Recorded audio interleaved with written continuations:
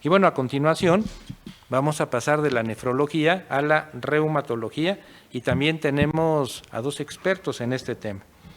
Va a presentar el doctor Gustavo Esteban Lugo Zamudio, reumatólogo mexicano, director del Hospital Juárez de México. Vamos a oír su trabajo de ingreso titulado Prueba de absorción de anticuerpos treponémico fluorescente, el FTABS, en niños con lupus eritematoso sistémico. Doctor Lugo, adelante. Muchas gracias, buenos días. Distinguidos miembros del Presidium, señores académicos, aquellos que nos siguen vía remota, gracias. Emocionado por estar aquí en este recinto emblemático. Una de las perspectivas de haber hecho este trabajo es, en México hay pocos reumatólogos en adultos, no llenamos o no cubrimos la necesidad, pero de médicos reumatólogos pediatras todavía tenemos ahí un gran compromiso. Por ello, yo soy reumatólogo entrenado en adultos. Ya en la práctica, pues tengo que abordar en muchos momentos la atención del paciente pediátrico. Algo que me ha distinguido o que procuro buscar en los temas de investigación es retar aquellas preguntas que parecen que ya tuvieron una respuesta. Y uno de los elementos en las enfermedades autoinmunes es considerar que una prueba sencilla, como es el BDRL, puede ser significativa de ser una reactividad cruzada y por tanto un falso positivo. Entonces, en esa premisa nos movimos y empezamos a hacer un estudio en donde tratamos de evaluar con las pruebas confirmatorias de sífilis realmente la traducción de lo que esa prueba BDRL en los contextos del protocolo de estudio de los pacientes pudiera significar. Aquí les muestro el orden que vamos a seguir. Vamos a hablar de manera muy general de algunos aspectos de lo que es el lupus en pediatría. Vamos a hablar de los retos clínicos que tienen estas poblaciones en su protocolización. Tocaré algunos aspectos generales de sífilis, que actualmente en el mundo se ve un incremento muy importante en su presentación. Y ya el diseño propiamente ya del trabajo, que incluye aspectos que ahí están anotados.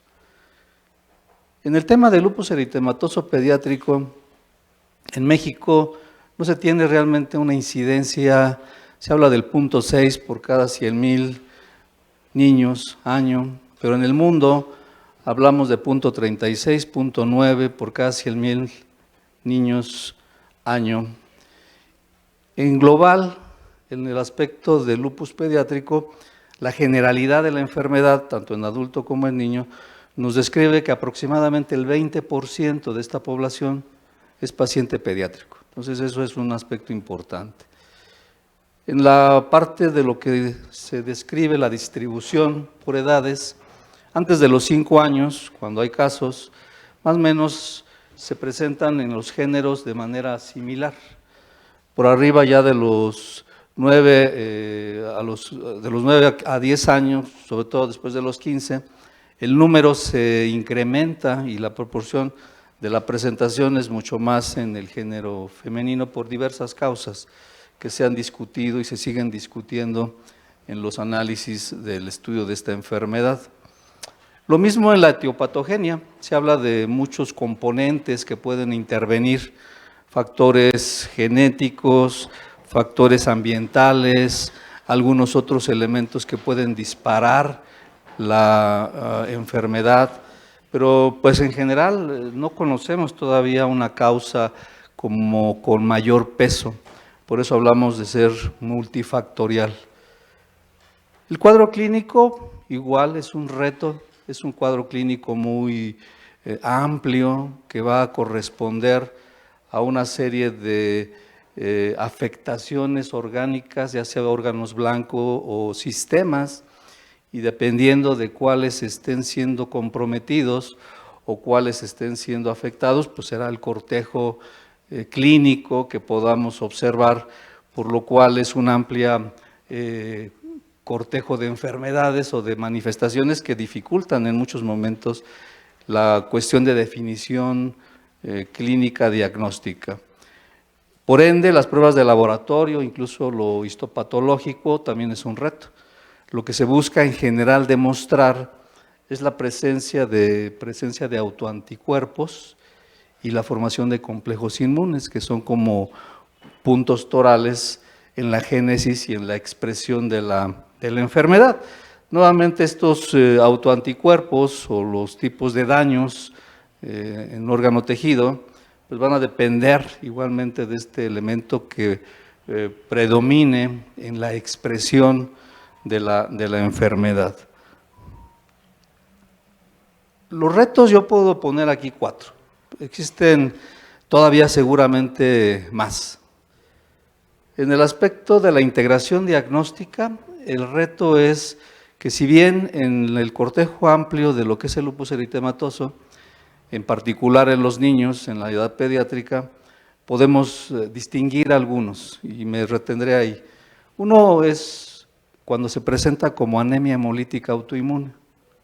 Los cuadros clínicos pueden versar con este tipo de manifestaciones y por años, meses, años, el paciente puede estar catalogado con este diagnóstico, porque en algún momento pues es lo que está siendo demostrado. Muchas de las evaluaciones que se van generando en este tipo de poblaciones es en el seguimiento protocolario exactamente de seguir buscando y estar alertas a algún otro dato de laboratorio, alguna manifestación clínica que se presenta, etcétera, para poder en su momento establecer esta posibilidad. Es cuando dicen migró, cambió, viró, no viró, es que siempre fue, nada más que no se había expresado completamente. Otro ejemplo es corea. La corea es una de las manifestaciones neurológicas que puede ser el arranque, el inicio del lupus eritematoso. En niños es común esto, bueno, es más común que en el adulto, pero es otro de los elementos. Muchos pacientes que son diagnosticados con estas vertientes clínicas, pudiera ser exactamente un patrón autoinmune. Y el último que comentaré, sin que sean estos los únicos, las valvulitis, problemas cardiovasculares que en algún momento pues, pudiesen ser el detonante y que obligan exactamente a hacer una evaluación profunda, protocolaria, crónica, para poder en un momento dado establecer el origen de esos componentes valvulares endoteliales. Otro de los retos exactamente es el establecer cuáles son los órganos o los sistemas blancos, lo he comentado en este momento, porque en muchos momentos los cuadros clínicos pueden ser sutiles, subclínicos, llamamos a veces, y hay que buscarlos. Hay que buscarlos con herramientas que hoy en día afortunadamente contamos cada vez más para poder en su momento tener el dato, aquello que nos haga desde el aspecto clínico potencialmente establecer si hay un daño estructural o un daño orgánico en aquellos elementos que no se están en ese momento desde la parte clínica expresando. Y efectivamente, en este orden de ideas, los diagnósticos diferenciales, como el que vamos a pretender abordar en el protocolo, pues son obligados. Siempre hay que estar pensando en qué otros diagnósticos pudiesen que ver. En el tema del paciente pediátrico, en algún momento, al inicio, siempre el tema de diferenciar problema infeccioso, problema autoinmune, patología oncohematológica, patología infecciosa, son el reto. Es un gran abanico de posibilidades ante un paciente que, como he comentado muchas veces en la clínica, pudiese tener solo algunos datos en su inicio.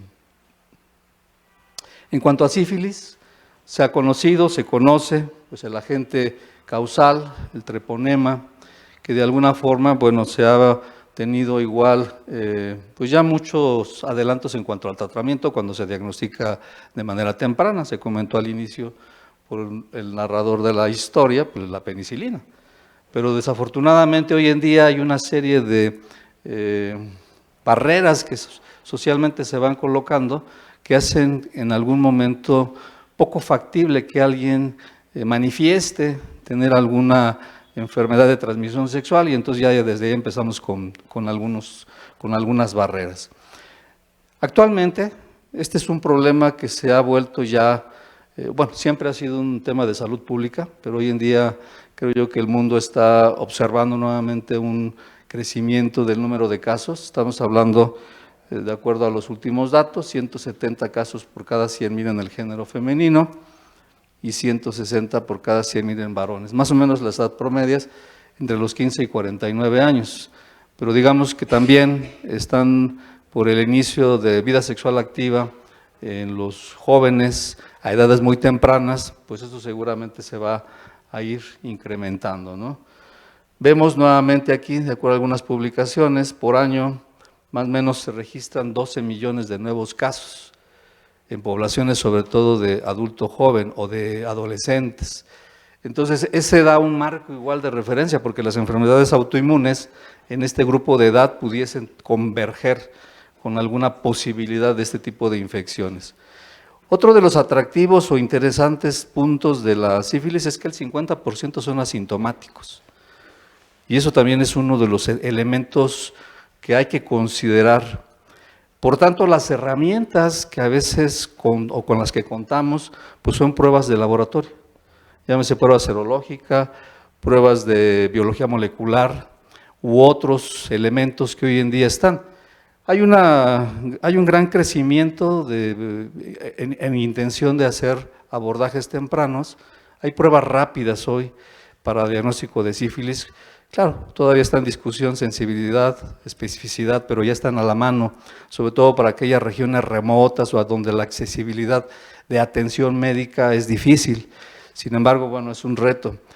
Aquí en nuestro medio tenemos pruebas de hemoaglutinación o bien específicamente exactamente el BDRL y la prueba confirmatoria FTA. Es lo que más tenemos en nuestro medio. Entonces, por eso también es una razón de lo que usamos para este estudio.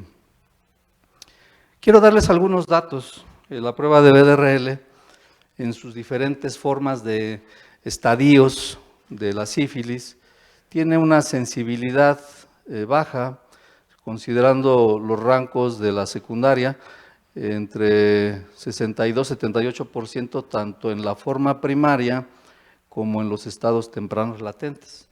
Entonces es una prueba que, si bien es de escrutinio, pues es una prueba que tiene sus limitaciones, sin embargo es una primera herramienta, ¿sí? El valor que se tenga de la interpretación es fundamental exactamente para poder saber si seguimos con un protocolo de exploración para el contexto de sífilis o si lo dejamos como una prueba reactiva. Actualmente hay, buscando publicaciones o buscando la evidencia, como tal no la hay, pero generalmente en la práctica el médico que ve un BDRL positivo, si lo encuentra a títulos bajos, lo da por descarte que es reactivo y que es falso positivo. Y por tanto no hace más allá de eso, sobre todo si no hay un cortejo clínico, ¿no? Entonces es uno de los elementos también importantes. Se ha reconocido exactamente que el BDRL en estas condiciones, embarazo, enfermedad autoinmune, algunos procesos infecciosos, puede presentarse, ¿sí? Pero sí se requiere un análisis. Sin embargo, el tema anterior es, generalmente lo damos por default, que es falso positivo. La prueba FTA, que es uno de los avances en cuanto a la forma de confirmar el diagnóstico sobre el cultivo, sabemos la dificultad que tiene y que no es posible en muchos momentos el hacer el cultivo para identificar treponema. Entonces esta prueba pues es muy usual, de hecho es lo que tenemos en el país en general en el servicio público. Aquí vemos exactamente la especificidad es bastante alta, 97, su sensibilidad 98, lo que nos da un buen perfil de la prueba para poder en su momento confirmar o no el escenario de sífilis. Habrá que considerar que el 2% de la población general puede tener esta prueba positiva y es muy importante considerar este dato. La prueba de BDRL, comentaba yo, una vez se ha encontrado en algún estudio que se hace en general en un check-up, si de alguna forma el título es 1-2, no le hago la confirmatoria. Si de alguna forma tengo títulos más o menos 1 a 8 iguales o superiores es cuando el clínico en general manda a hacer la prueba aún sin el cortejo clínico. Entonces yo creo que esta parte es muy interesante por lo que vamos a ir describiendo. El protocolo de investigación fue un protocolo que se hizo en la práctica con los pacientes consecutivos. Aquí vemos que en una premisa el BDRL, el 20% de los casos, decíamos, se puede encontrar presente y en general es falso positivo, determinado. Entonces el objetivo del estudio fue determinar la frecuencia del resultado positivo de la prueba FTA como un determinante en los pacientes con lupus eritematoso pediátrico para establecer la concurrencia de sífilis. Se hicieron algunos elementos de laboratorio, aquí están descritos, pero específicamente me centraré en los niveles de complemento, que en muchos momentos nos ayudan para establecer la posibilidad de que haya complejos inmunes circulantes, que es uno de los elementos que se infiere, y de ahí después hacer un análisis de búsqueda de otro tipo de anticuerpos. En el perfil del paciente con lupus eritematoso, en muchos momentos se hacen las pruebas como las que aquí se anotan, cardiolipina, beta-2-glicoproteína más otros anticuerpos como los que vamos a ir describiendo en las tablas. Y esto en algún momento, en este caso en el perfil del protocolo, todos los pacientes a todos se les realizó BDRL y FTA independientemente del resultado.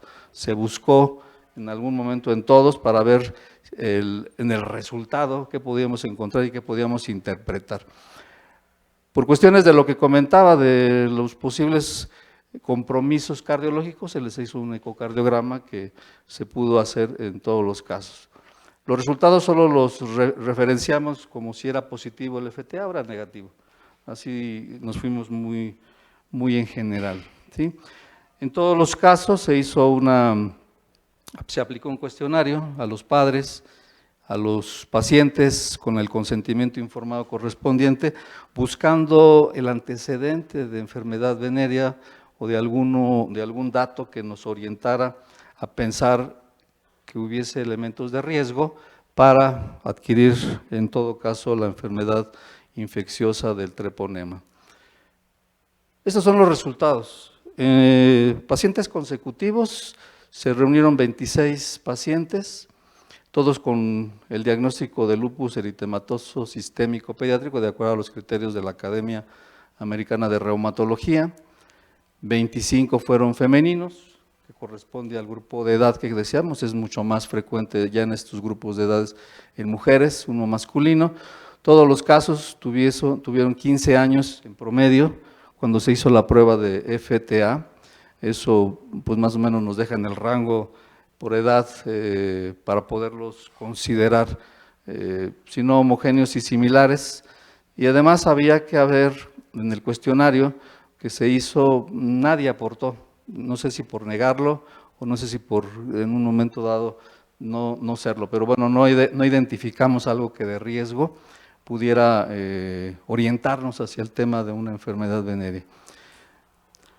En la parte de laboratorio, de las pruebas especiales que alcanzamos a hacer, podemos ver la presencia de anticuerpos anticardiolipina en el 30% de la población, que corresponde a 8 pacientes, de la antibeta-2-glicoproteína, que sabemos puede ser un cofactor en el síndrome antifosfolípido, en 4%, que corresponde a uno de los casos.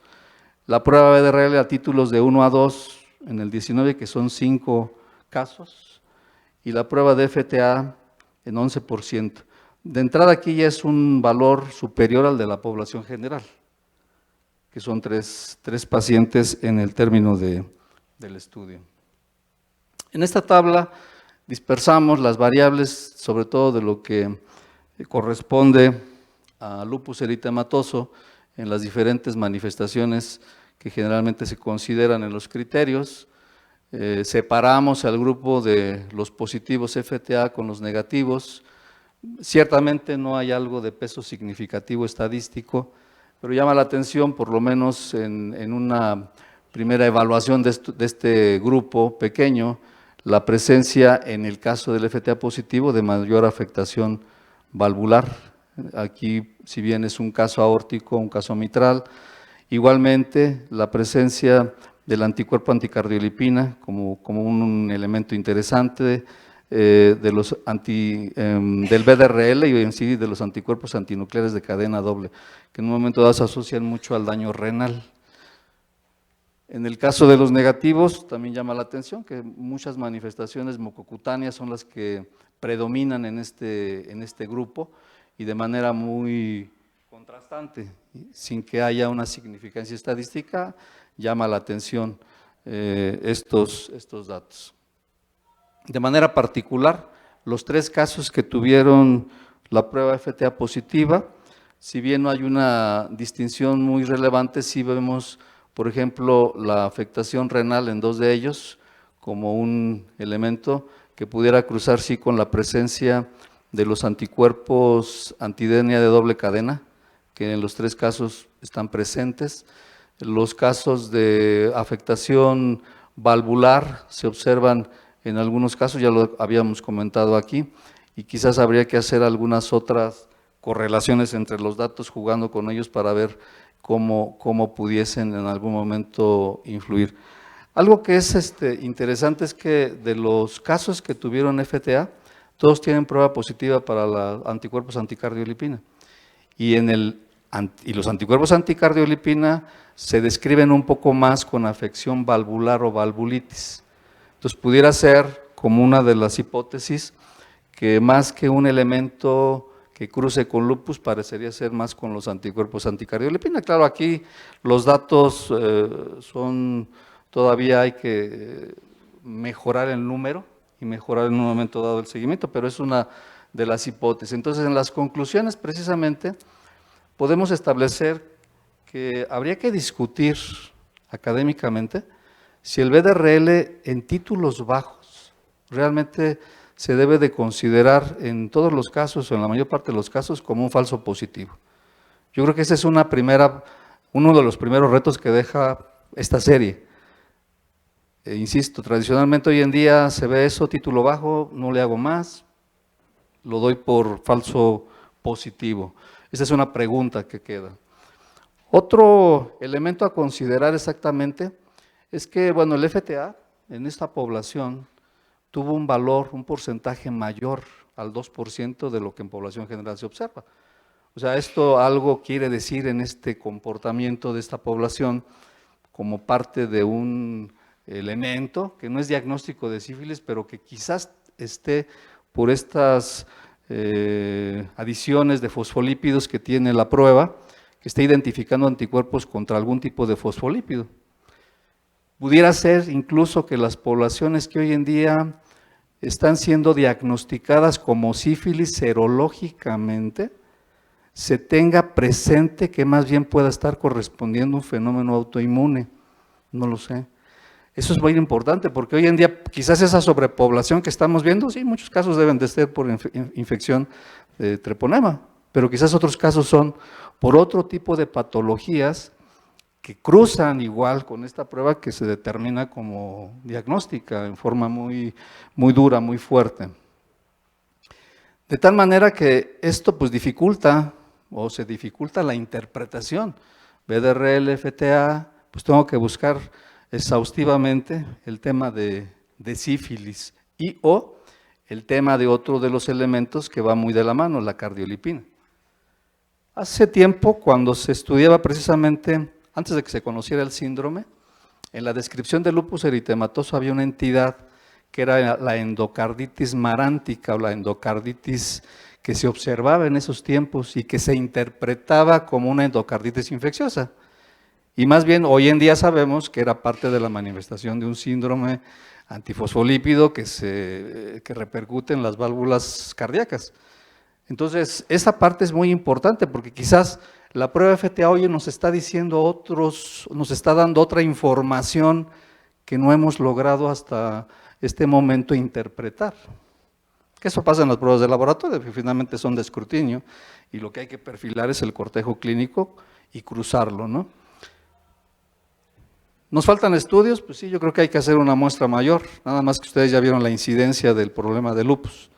No es fácil hacer estudios en estas poblaciones, pero quizás tampoco sea imposible, hay que juntar varios centros, varios equipos, etcétera, etcétera.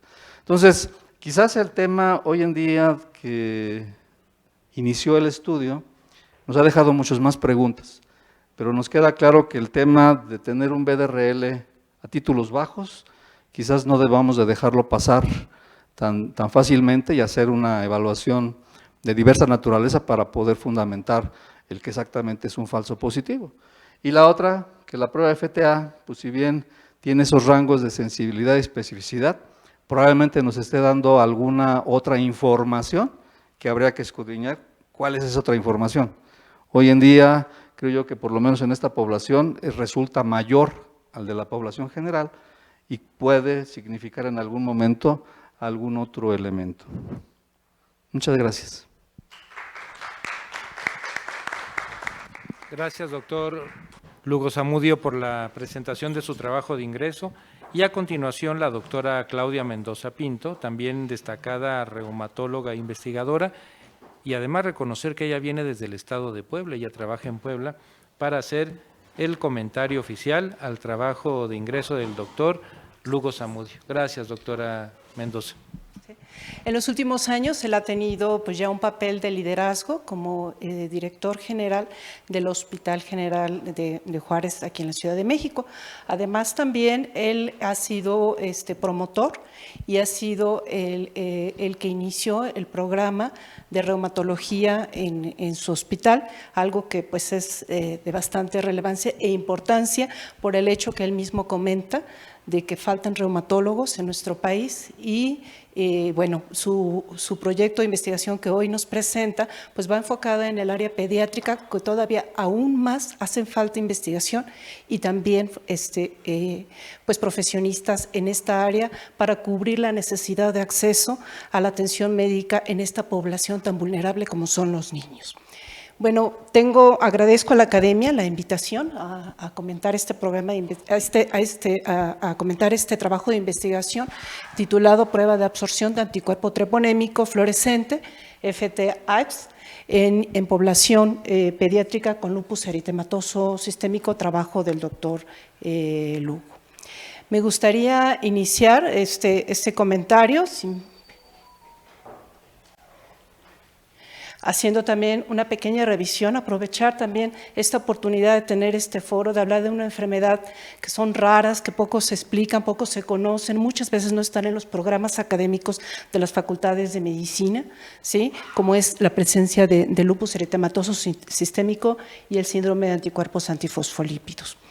En la población adulta se sabe que es una enfermedad rara que abarca a toda la población, es de prevalencia e incidencia global, ¿sí? Tiene una prevalencia e incidencia baja, en niños todavía son más raros, se dice que aproximadamente de un 15 o 20% de todos los casos de lupus la abarcan los casos infantiles, ¿sí? Generalmente se aprende de este padecimiento en la población pediátrica inicialmente derivado de los adultos que se lleva a la población pediátrica. Pero más recientemente ya ha habido investigación a nivel mundial y aunque poca en nuestro país, como el ejemplo del estudio del doctor Lugo, empieza ya a reflejar análisis de nuestra propia población. Es una entidad que afecta predominantemente al sexo femenino con una relación que va del 5 al 8 por 10 individuos y en la etapa infantil o juvenil aumenta después de la pubertad predominantemente en estas niñas.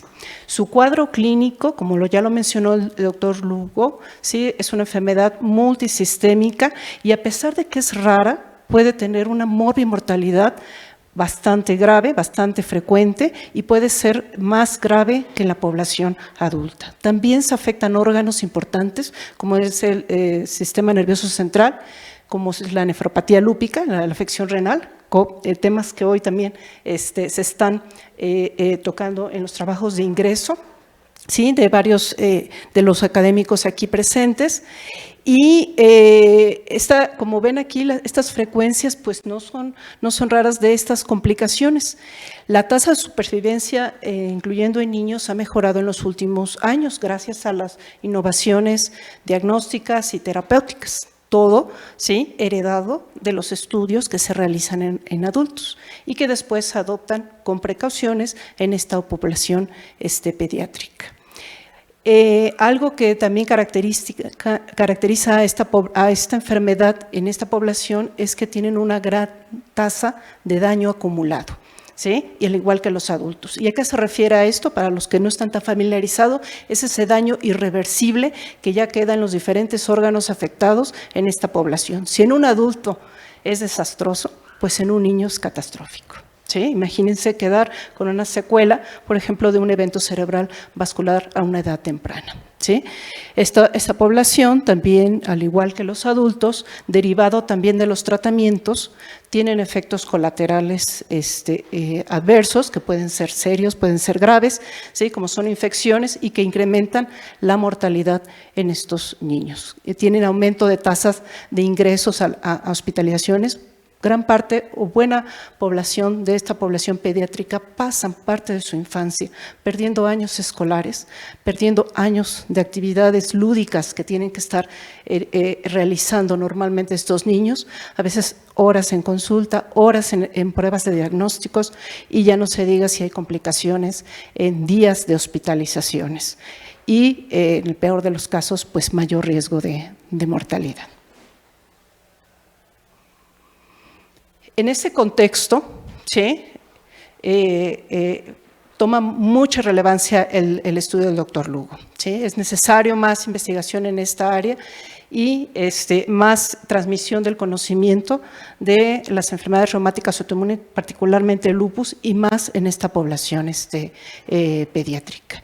La relevancia del estudio del doctor Lugo, ¿sí?, es que considera aspectos que tienen que ver tanto en la detección de probables complicaciones, como son las infecciones, y la interacción que tiene que ver esto entre el mundo de las infecciones y la autoinmunidad, que no están deslindadas del todo y que asumen un gran reto para la atención, ¿sí?, para los médicos, para el personal de laboratorio, poder diferenciar entre una entidad y otro. Porque como dijo el doctor Lugo, no siempre las manifestaciones clínicas van a ser claramente visibles, ¿sí? Y bueno, en el contexto de marcadores o pruebas serológicas para la sífilis, que también se comentó aquí, que ha ido en incremento en la incidencia de esta entidad, ¿sí? Bueno, sabemos, y lo explicó muy bien el doctor Lugo, que tenemos a grandes rasgos dos grupos de métodos diagnósticos o de tamizaje, ¿sí? La primera, y que generalmente la más utilizada por su accesibilidad, por su costo, facilidad de uso, etcétera, que son las pruebas no treponémicas, ¿sí?, como es la prueba de BDRL, la RPR. Y en una segunda fase, en aquellos que se necesitan confirmar, pues ya pruebas no treponémicas, en las cuales ya son estudios serológicos más dirigidos a antígenos, y estos antígenos generalmente son las cardiolipinas. Y las cardiolipinas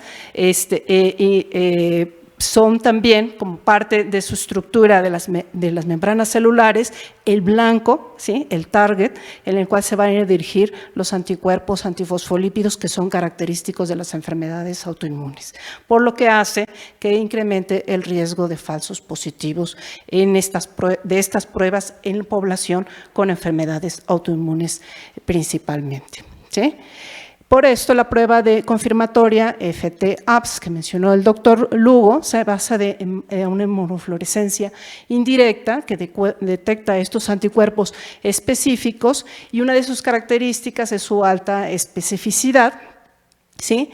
Pero también tiene problemas, la accesibilidad, a veces no se puede tener en todos los hospitales, su alto costo, puede también tener la limitación de que cuando sale positivo solamente en una ocasión, en una sola vez, independientemente del curso clínico de la sífilis. Por eso no se recomienda su monitoreo, ¿sí?, continuo a largo plazo de esta prueba. Son algunas de sus limitaciones que tiene la prueba de FT-APS, ¿sí? ¿Me pueden pasar la que sigue, por favor? Los mecanismos en los cuales puede dar falsos positivos el VDRL, ¿sí? Pues tiene una derivación del tipo inmunológica, lo cual es importante reconocer para ser diferenciado en el contexto de las enfermedades autoinmunes, ¿sí? El lupus genera una diversidad de autoanticuerpos, que es el prototipo, incluso el lupus es el prototipo de las enfermedades autoinmunes con mayor formación de autoanticuerpos, incluyendo los anticuerpos antifosfolípidos. Entonces, en este caso, en este grupo de pacientes, y no nada más lupus, en otras enfermedades autoinmunes, es crucial ante la sospecha de una enfermedad infecciosa la prueba EDF-TAPS para descartar una infección verdadera, ¿sí? Y la relevancia también de esta prueba en el contexto del estudio del doctor Lugo es que da la sospecha de que esto es derivado más de la autoinmunidad, ¿sí? Por una parte, es pronóstico o pudiera ser pronóstico porque esta población con esta prueba positiva de VDRL y la sospecha de autoinmunidad, y lo confirmó el doctor o lo sospechó, ¿sí? Con la alta prevalencia de anticuerpos antifosfolípidos y a moderados y altos títulos, ¿sí? A que sea pronóstico a la detección de anticuerpos antifosfolípidos y por lo tanto a mayor riesgo de síndrome antifosfolípidos, que su principal característica son las trombosis. Entonces, tiene esta implicación clínica relevante. Por otra parte, el hecho de descartar la infección, ¿sí? Disminuye la posibilidad de que un paciente sea expuesto a unos tratamientos innecesarios, como los antimicrobianos en una época en la cual la resistencia antimicrobiana es alta. Y más allá, la carga psicosocial que puede tener el individuo, en este caso un paciente pediátrico o en edad de la adolescencia, de poder sospechar o pensar que pueda tener una enfermedad de transmisión sexual. Entonces, las implicaciones, tanto clínicas como psicosociales, son importantes derivados del estudio del doctor Lugo.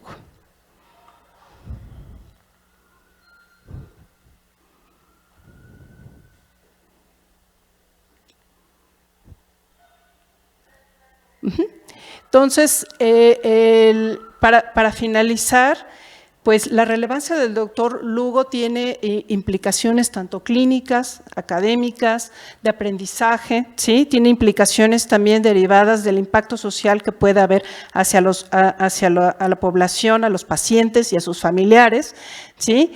Y importante que se necesita confirmar con la prueba de FTAPS y es indispensable en estos pacientes porque puede haber un VDRL reactivo, ¿sí? Y lo cual esta prueba puede disminuir los diagnósticos en forma errónea, además de que puede ser un potencial biomarcador de autoinmunidad por el fenómeno que comentamos de reactividad con la cardiolipina, ¿sí? Y por lo tanto pronóstico en la sospecha de síndrome antifosfolípidos en estos pacientes. También interesante, el doctor Lugo encontró que en estos grupos de pacientes tenían con mayor frecuencia valvulopatías, que es una característica también del síndrome antifosfolípido, ¿sí? Y que permita un trabajo multidisciplinario, ¿sí? Entre reumatólogos, entre infectólogos, entre patólogos clínicos que se encuentren en el laboratorio para poder diferenciar entre dos entidades que a veces comparten características clínicas similares, como son las infecciones y la autoinmunidad. Entonces, con esto finalizo y agradezco nuevamente la invitación. Reitero mi felicitación al doctor Lugo y pues muchas gracias nuevamente por la invitación.